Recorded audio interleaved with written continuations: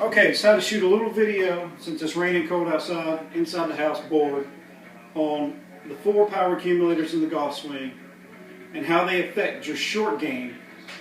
And once you know the power sources in your golf swing, you know how to take them out of your short game and you will become a very precise short game player. Maybe as good as me. So, the first power accumulator is the bending, straightening of the right arm. Muscle power. If you notice during every swing sequence you watch of any PGA Tour player, when you're unfolding that magazine of Golf Digest or you're online and you see this swing sequence and they pause into the impact, that right arm is bent. I know it's hard to see in the background here, but that right arm is bent and it does not straighten until after the ball is gone and you're into follow through, which is both arms straight. So when it actually hits the golf ball, it is bent. Too many people come in here with this high right forearm and it's straight and the ball didn't go as far. It is bent and it powers through.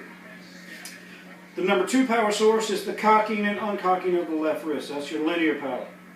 Right here. Like a sideways hammer. So if I do this motion, notice how fast the club moves down to the ball. If I do this, it doesn't move as fast. You took all that power out, which is a good thing in chipping and pitching and putting. Third is rotational power. We'll get into that later.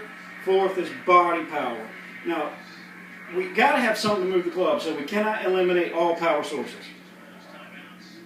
We can eliminate up to 3, but something's got to move the club. In putting, let's say it's a 1 accumulator stroke would be the proper way to putt. Basically, the only thing moving, you zero it out pivot, which pivot is body power, but you're using the shoulders only as a rocking motion. That becomes your body power. You zero it out, you freeze the right arm, which zeroes out number 1 accumulator. You never cock the left wrist. And if you grip it properly for putting, in the palms, in the cups of the hands, you zero out number 3. So you zero out the transfer power, rotational power. So you're always going to have something, is what I'm getting at. And most of the time in putting, it's going to be the body power only. Chipping. If you do running style chipping, you're back to 1 accumulator here. If you do more of a conventional type chipping that most people do, you still number 1. If you freeze everything out and just use the shoulders, which would be the proper way to do it. Much easier to control the ball, much easier to control the club head, and the hands control the club head. The more the hands move in here, the less club head control you have. So here, no wrist cock. Too many people I see on that practice tee there.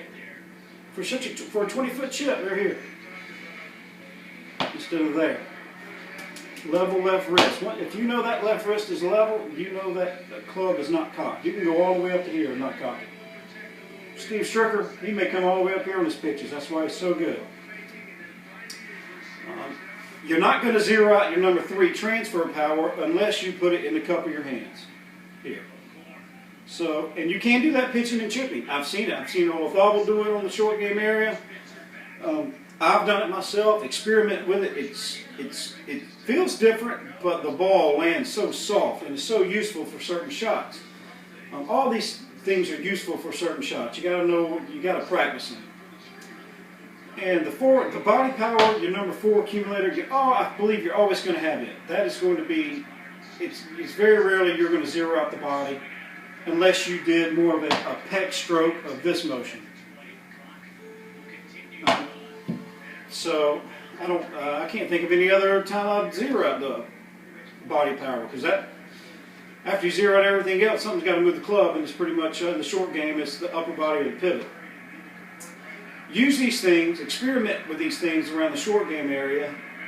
Experiment with the right arm. Learn how it works. When you're in the short game, let that right arm go back and through, back and through. Watch how much power that creates. And then next time I want you to freeze it. Then after you got 3 or 4 times, then freeze it. Learn the difference in the power there. Then hit some pitches with a cocked left wrist. And then hit pitches with a level left wrist as uncocked. Learn the differences in everything it does. Excuse me. Then hit pitches with the palm in your hand, and then conventional underneath the heel pad. Learn all these different ways to take these power sources out or add them in when needed, and you will become a master at the short game.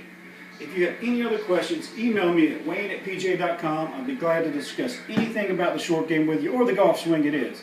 I consider myself an expert at it, and I will be glad to help you. Thank you.